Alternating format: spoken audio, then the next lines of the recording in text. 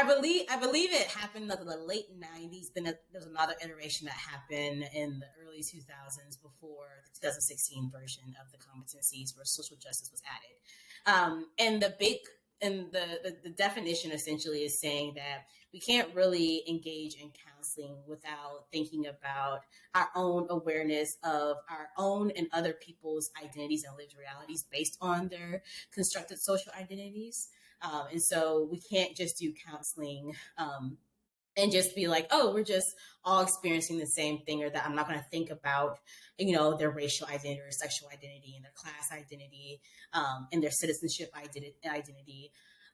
What the original authors were saying was that in order for us to do responsive and culturally relevant counseling, we have to think about people's identities and their relevant identities and how that's going to inform not only their experience of wellness or healing or any clinical diagnosis or concern, but also our relationship. And we know that, the therapeutic relationship and alliance is so important. That rapport is so important. And so we have to think about not only our own attitudes, bias, and worldviews, but that of our client based on identity, how that's going to inform our therapeutic relationship.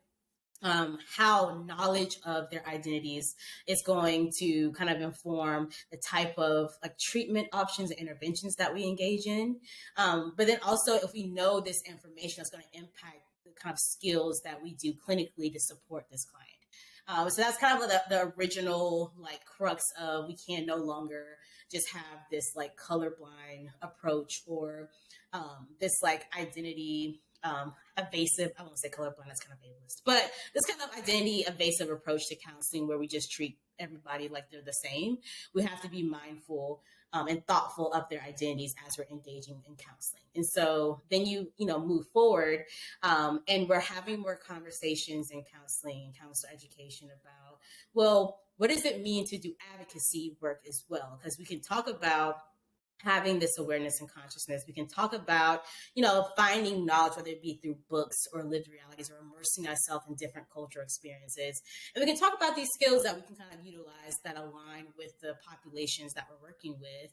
But what do we do outside of just being in our offices, in our clinical spaces? And that became an entry point for social justice